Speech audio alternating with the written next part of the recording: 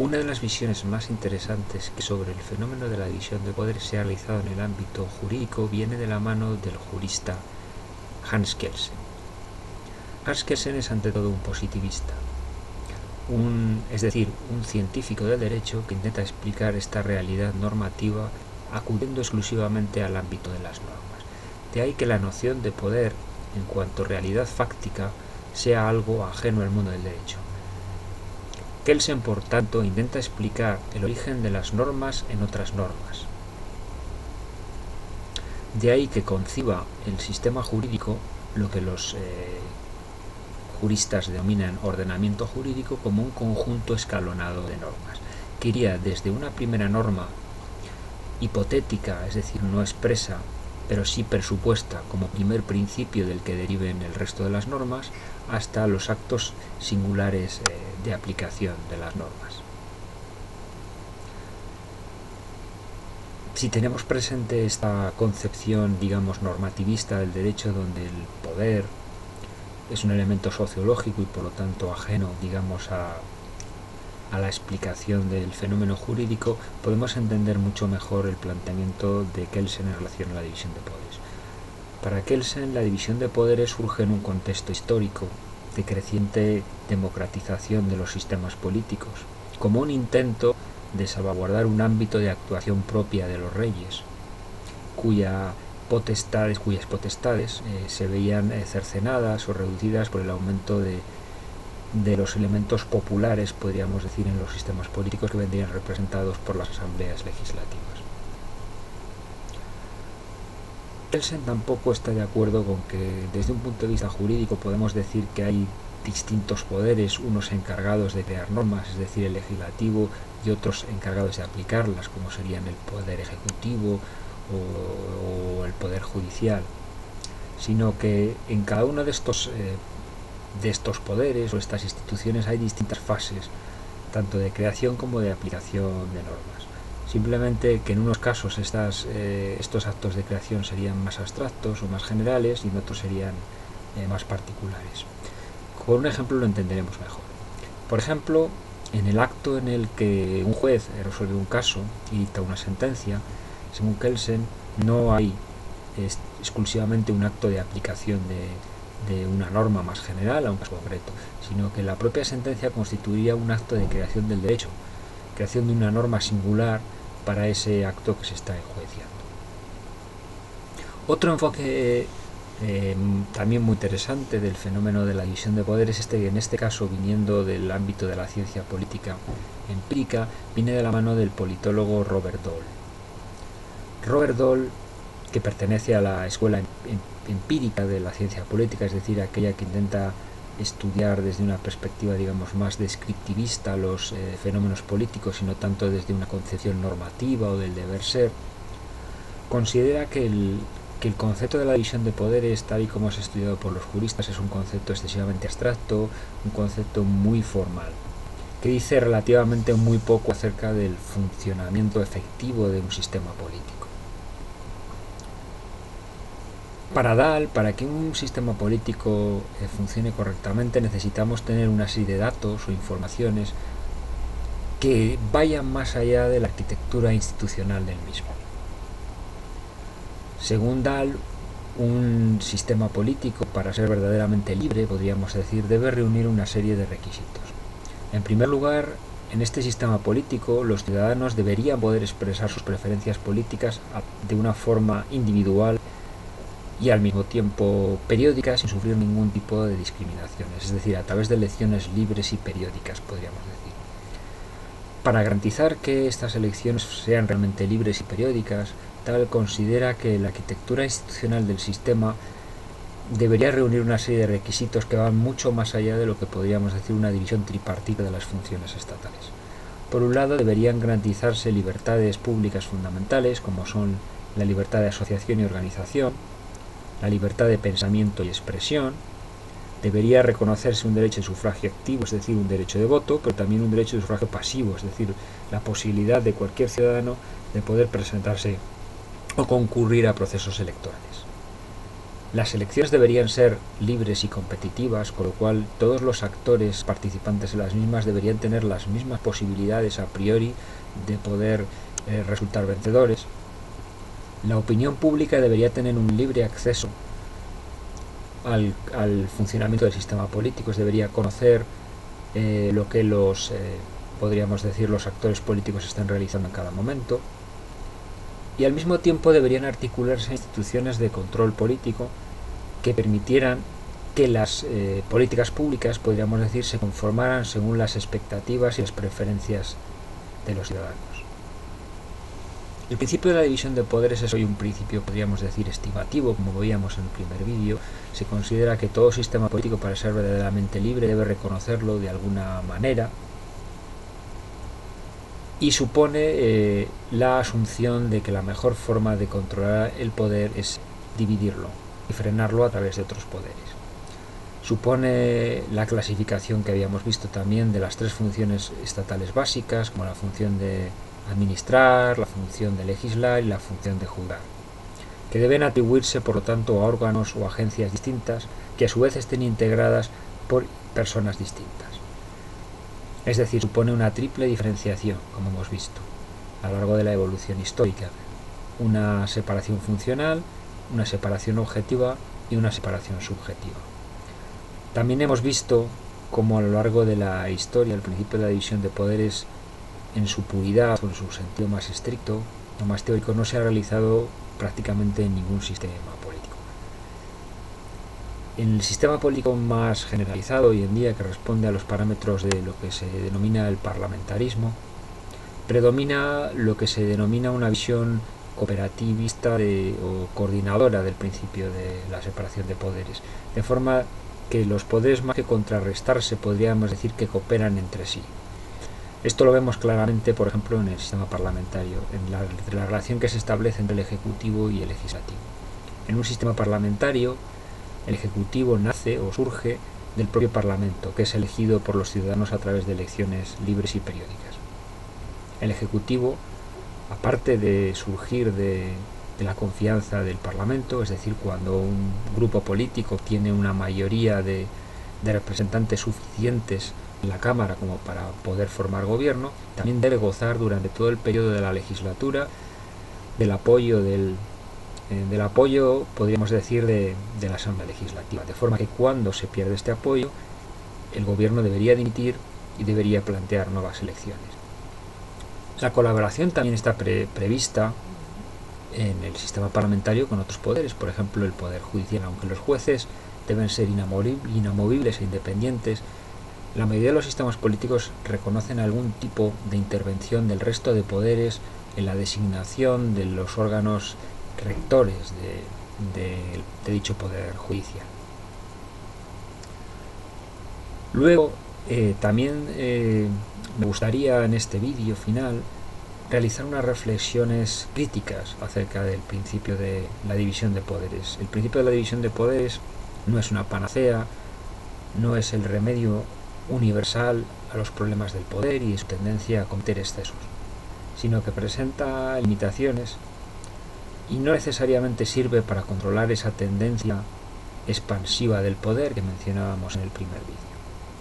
En primer lugar, la propia dinámica del estado del bienestar. Hoy en día vivimos en lo que Dalmacio Negro ha denominado consenso socialdemócrata. El consenso socialdemócrata supone la asunción de que los sistemas políticos tienden hacia la centralidad, es decir, a una síntesis que podríamos decir entre elementos liberales y elementos socialistas. Por un lado, la arquitectura institucional de los sistemas políticos respondería a los principios básicos del liberalismo: gobiernos representativos, derechos fundamentales reconocidos a los individuos e imperio de la ley. Y al mismo tiempo supone la asunción, este consenso socialdemócrata, de ciertos postulados socialistas: la consideración de que las desigualdades materiales existentes en la realidad deben ser removidas con la intervención económica de los poderes públicos, bien otorgando transferencias, regulando mercados o simplemente estableciendo ayudas que promuevan una igualdad de oportunidades. El denominado estado del bienestar requiere, por lo tanto, una importante intervención de los poderes del Estado en la sociedad civil, que es algo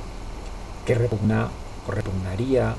a los teóricos más clásicos del principio de la división de poderes, incluso en sus formulaciones, digamos, más primigenias, como era el caso de John Locke y lo que denominamos en su momento sociedad de mercaderes. Esta intervención del Ejecutivo, muy importante por medio de actividades incluso normativas, lo que supondría en principio una vulneración del principio de la división de poderes entendida en un sentido abstracto. Es decir, el Ejecutivo debe intervenir en la economía y debe intervenir de una forma ágil y rápida, lo que exige que los ejecutivos gocen de potestades normativas, podríamos decir potestades reglamentarias, que se denomina técnicamente, o incluso funciones legislativas delegadas, para poder, digamos, poner en funcionamiento toda esa maquinaria gubernamental que movilice recursos económicos para la consecución de esos objetivos redistributivos, que son aquellos en los que se basa, o que son el telos, podríamos decir, o la finalidad del estado del bienestar, que es el axioma fundamental del consenso socialdemócrata. Esta idea de la centralidad de la política está también muy vinculado con la idea de la pérdida de soberanía en los estados. La globalización económica lleva o comporta, podríamos decir, una generalización de un modelo económico dominante, que es el modelo económico neoliberal. Bajo dicha forma de gobierno económico, las posibilidades de realizar políticas económicas por parte de los estados son relativamente muy limitadas, lo que contribuye también al fortalecimiento de esta idea del consenso socialdemócrata. Este culto a la centralidad en la política tiene orígenes muy remotos. Ya habíamos hablado, por ejemplo, de la idea de la mesocracia en Aristóteles, como ese gobierno de la clase media, como garante de la estabilidad de los sistemas políticos. Incluso podíamos ir más allá y establecer una vinculación metafísica de esta idea de la centralidad. Por ejemplo, en el padre de la metafísica, el filósofo Parménides de Lea, en su célebre poema, establece que uno de los atributos con los que él caracteriza la idea de ser, es el de asemejar a una verdad redonda, ¿no? Una perfecta circunferencia. Una circunferencia es una figura geométrica perfecta en el pensamiento griego, porque el centro equidista de cada uno de los puntos de la misma manera. Es decir, todos los puntos de la circunferencia se encuentran a la misma distancia del centro. Esa es la idea de la centralidad como manifestación de la perfección suprema. Por otra parte, podemos decir que el principio de la división de poderes también choca con la realidad factual, podríamos decir, empírica del funcionamiento de muchos sistemas políticos, con la generalización de lo que se ha llamado el estado de partidos. Estas críticas son relativamente antiguas y vienen incluso del periodo de entreguerras, que después de la Segunda Guerra Mundial se generalizó lo que los constitucionalistas llaman un parlamentarismo racionalizado, precisamente como un intento de contrarrestar parte de las críticas que se realizaron en el periodo de entreguerras al funcionamiento del parlamentarismo. Pues como decíamos, el estado de partidos, que hoy sigue vigente, es decir, porque los partidos políticos son, digamos, el verdadero actor, el verdadero protagonista de los sistemas democráticos actuales, mucho más que los ciudadanos, ha acabado por convertir, podríamos decir, este estado de partidos al Parlamento prácticamente en un apéndice del Ejecutivo, especialmente cuando ambos tienen el mismo signo político. La disciplina de voto vigente en los partidos obliga a que los partidos que coinciden en signo político con el partido que gobierna pues se conviertan en meras correas de transmisión de la voluntad del Ejecutivo, con lo cual la potestad legislativa, que es la función primigenia y básica de los parlamentos, deviene, podríamos decir, en un puro formalismo. todo el poder se concentra en el Ejecutivo. Podríamos decir que los sistemas parlamentarios han tendido por un lado a lo que sería una especie de presidencialismo. Estas críticas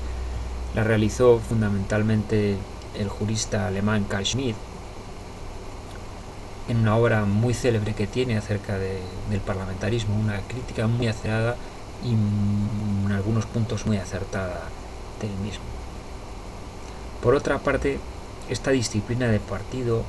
ha acabado también con otro de los grandes mitos del liberalismo político,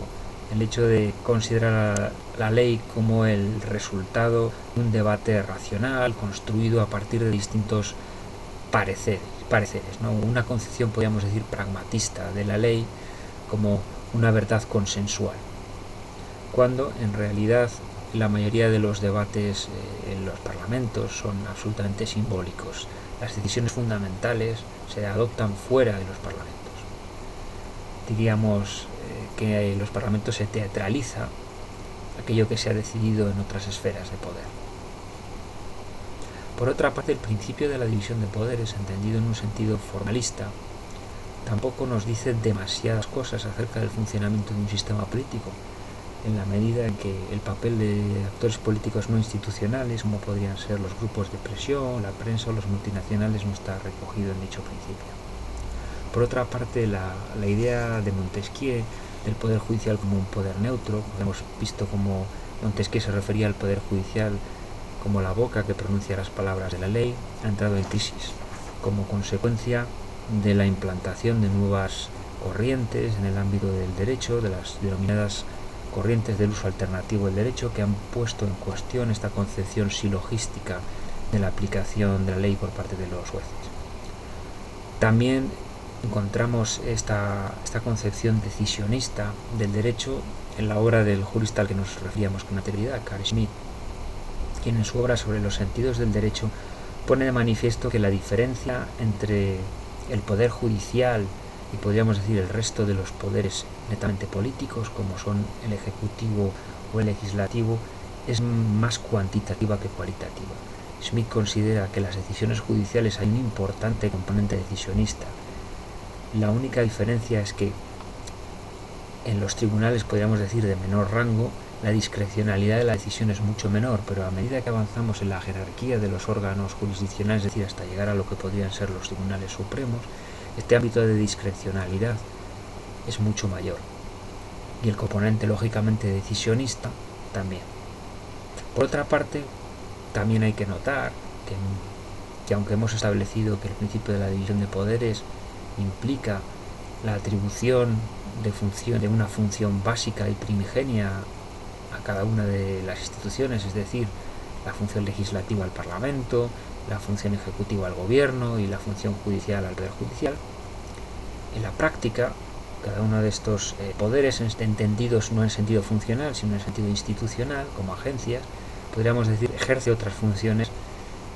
aparte de la estrictamente esencial, es decir, por ejemplo, en las asambleas legislativas, aparte de legislar, es decir, dictar normas, pues también tienen competencias administrativas, es decir, podríamos decir de ejecución. Con lo cual, no es tan fácil, podríamos decir, deslindar las funciones estatales en parcelas estancas. Luego otra cuestión en la que no me voy a detener, simplemente voy a apuntar, es una cuestión netamente jurídica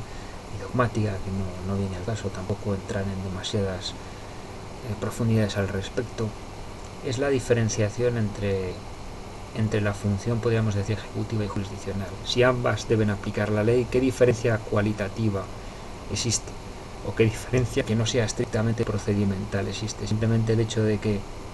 la ley se ventila o se ejercita a través de un procedimiento jurisdiccional en el ámbito judicial, mientras que en el ámbito administrativo es a través de un procedimiento distinto, el procedimiento administrativo, es decir,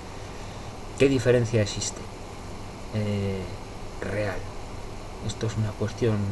que debaten mucho los administrativistas, los profesores de derecho procesal, es decir, ha sido un tema histórico en esas materias, pero digo, es un tema estrictamente jurídico, tampoco, simplemente quería apuntarlo como una de los elementos que podríamos argumentar en contra de esta visión clásica del principio de la división de poderes. Por otra parte, otra cosa que quería apuntar para que veamos las insuficiencias de esta concepción del principio de la división de poderes es que no se recoge, o que no recoge en su formulación clásica todas las funciones, podríamos decir, estatales fundamentales. Por ejemplo, lo que los constitucionalistas italianos han llamado la función de dirección política. De hecho, la función de dirección política, es decir, el diseño general de lo que va a ser un programa de gobierno por parte del Ejecutivo que ha salido vencedor de unas elecciones, pues esta función, por la que la mayoría de los votantes elegimos a un partido político u otro, pues no está recogida tampoco estrictamente hablando en la función meramente ejecutoria de la ley, ¿no? Que es la que aparece expresamente recogida en la formulación del principio de la división de poderes en su vertiente más clásica. Tampoco hace referencia a los propios controles intraorgánicos que deben existir en cada una de estas instituciones que encarnan las funciones básicas del principio de la división de poderes. Por ejemplo, la protección de las minorías, por ejemplo, en una asamblea legislativa, ¿no? Por poner un ejemplo. Luego, la crítica que la ciencia política había realizado a dicho principio, ¿no? Que ya hemos mencionado antes, por ejemplo, la existencia de elecciones libres, plurales y competitivas, la problemática de la reforma constitucional, cómo encajarlo con el principio de la división de poderes. Luego otro elemento distorsionador de la relación entre poderes, como podrían ser los tribunales constitucionales, que controlan la función legislativa y que intentan garantizar la supremacía de las constituciones normativas en aquellos lugares en los que existe una constitución escrita.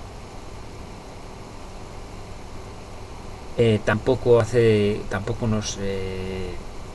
da una explicación muy coherente de las tendencias autoritarias de determinados gobiernos populistas. Por ejemplo, estoy pensando en el caso de Venezuela. En el caso de Venezuela hay 5 poderes en la Constitución de 1999 y, sin embargo, la preeminencia del Ejecutivo durante el gobierno de Hugo Chávez, y no digamos durante el gobierno de Nicolás Maduro, pues ha sido notable, hasta el punto de que sería discutible que pudiéramos defender la vigencia real de un principio de división de poderes en Venezuela, y sin embargo su texto constitucional reconoce 5 poderes institucionales, ¿no? Digamos que el principio de la división de poderes, tal y como lo estudian los juristas, tiene más una funcionalidad, podríamos decir, academicista, que sirve para clasificar los sistemas políticos en su vertiente institucional en función de las relaciones que se establecen entre el Ejecutivo y el Legislativo, lo que permitiría una clasificación básica entre el presidencialismo y el parlamentarismo. Según la preeminencia, podríamos decir, del órgano ejecutivo en el presidencialismo o del órgano legislativo en el parlamentarismo.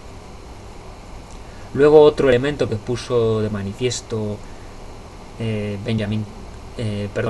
Alexis de Tocqueville en su obra La democracia en América, y que es fundamental para garantizar la libertad en las sociedades modernas, como es la división, podríamos decir, vertical del poder. El principio de la división de poderes reconoce la división horizontal, es decir, entre las instituciones del Estado, pero no hace referencia a los aspectos territoriales del poder, es decir, a la necesaria autonomía política con la que deben contar, podríamos decir, pues entidades territoriales menores, como pueden ser el municipio, la provincia o incluso en los estados federados, en los que hay varias entidades estatales, ¿no? Luego, por último, quería hacer unas reflexiones de naturaleza más filosófica. Dentro de la filosofía política hay unas corrientes que se denominan pensamientos impolíticos, que básicamente suponen una reacción frente a las concepciones o las categorías de la filosofía política tradicionales de la modernidad. En la filosofía política de la modernidad, especialmente a partir de Thomas Hobbes, se produce un gran desarrollo de lo que Carl Schmitt denomina la teología política, es decir, una secularización de conceptos teológicos y su aplicación al ámbito de la política. Conceptos como representación, soberanía, ley, no dejan de ser, para Carl Schmitt, podríamos decir, plasmaciones en el ámbito jurídico-político, de categorías teológicas. Cuando se produce la crisis del orden trascendente como criterio inspirador, podríamos decir, de las instituciones políticas, sobre todo con el triunfo de la Reforma y las guerras de religión, aparece, como hemos visto, el Estado como forma política que intenta llenar ese vacío y asumir el papel que hasta ese momento había desarrollado, podríamos decir, el imperio o la Iglesia como representantes de la divinidad. Carl Schmitt, por lo tanto, retoma un poco la visión política presente, por ejemplo, en Nietzsche, y ese vacío político que se produce por la muerte de Dios, ¿no? el concepto nietzscheano de la cuestión. Pues los autores impolíticos, digamos que cuestionan estas categorías como representación, Estado, soberanía o poder, que son las que han articulado, podemos decir, este pensamiento teológico político que se había instaurado con la modernidad. Básicamente se trata de autores como Agamben, como Roberto Espósito, Jean-Luc Nancy,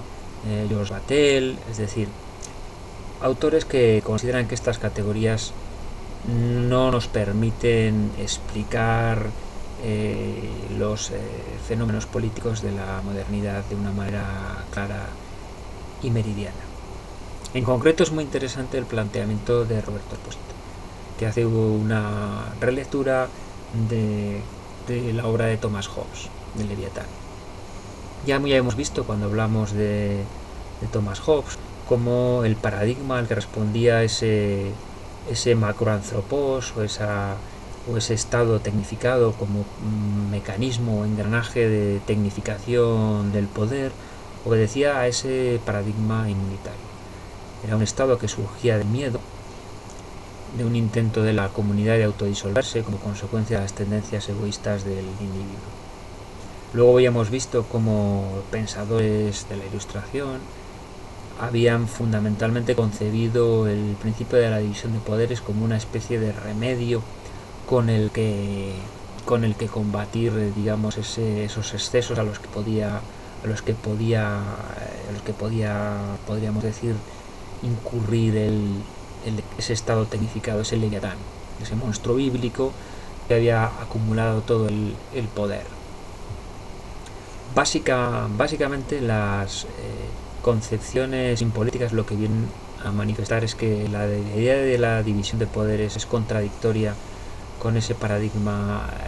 biopolítico de la inmunidad que está presente en esta concepción del Estado hobbesiano, que está en la matriz del Estado liberal. Si la esencia del Estado es la acumulación del poder y el ejercicio de la soberanía como poder absoluto y perpetuo de la República, la propia dinámica del Estado, y lo vemos fundamentalmente en el Estado contemporáneo, es la de funcionar sobre la base de la generalización de los estados de excepción. Algo que pone de manifiesto, por ejemplo, el filósofo italiano Giorgio Agamben en su obra Homo Sacer. Lo que para algunos es una patología del Estado, la generalización de estas formas de biopoder, que podríamos decir que alcanzaron su manifestación más cruda con los campos de concentración nazi, más que constituir, podríamos decir, una patología del sistema, constituirían, según los pensadores impolíticos, una manifestación palmaria de la propia lógica del Estado. De hecho, una parte de los autores que podríamos decir de raigambre liberal consideran que los planteamientos verdaderamente liberales son más coherentes con planteamientos, podríamos decir, anarquistas que con planteamientos minarquistas o de Estado limitado, porque asumen precisamente que la lógica del Estado es la lógica del poder y que conciliar esta lógica del poder con el respeto de los derechos naturales, de la propiedad, es absolutamente una quimera. Ese es el planteamiento que subyace en muchos de los autores liberales. Los autores impolíticos, que generalmente se vinculan más, digamos, al pensamiento de izquierdas, coinciden parcialmente en la crítica, pero no en el diagnóstico. podríamos decir que parten de una visión más organicista o más propia del cuerpo político entendido como una unidad o como una comunidad inaprensible e irrepresentable según las categorías, podríamos decir, básicas y fundamentales de la ontología y la metafísica, mientras que los autores anarcoliberales parten de una concepción atomista, de una concepción individualista del individuo, que considera que la comunidad es un tipo ideal en terminología de Weber, es decir, una construcción o una abstracción conceptual más que una realidad existencial, como ocurre en el caso de los autores impolíticos. Entonces, lo que me gustaría subrayar es esa tensión entre, por un lado, esa idea o ese intento de controlar el poder a través del principio de división de poderes, y esta estatolastría, que podemos decir, este culto al Estado que está tan presente y que deriva de esa doble matriz, como veíamos, por un lado de la tendencia a la generalización del estado del bienestar, que podríamos decir se manifiesta en ese consenso socialdemócrata al que nos referíamos con anterioridad, y por otro lado esa matriz hobbesiana, ¿no?, de la creación del Estado moderno como paradigma de Estado inmunitario. Bueno, esta ha sido más o menos las reflexiones que he querido compartir con vosotros en relación al principio de la división de poderes. Voy a realizar otro vídeo, no sé si me animaré a hacer muchos más, la verdad, en donde voy a hablar sobre un fenómeno político de reciente creación en España, que ha suscitado pues un debate bastante enconado, con posicionamientos, podríamos decir, favorables y otros muy críticos, como es el fenómeno Podemos, que supone, junto con el fenómeno Chiesa, pues dos intentos de penetración de los pensamientos alternativos, podríamos decir, o de izquierda radical populista en el ámbito europeo, que en principio pues se consideraba un tanto ajeno a las coordenadas espaciotemporales en las que se han desarrollado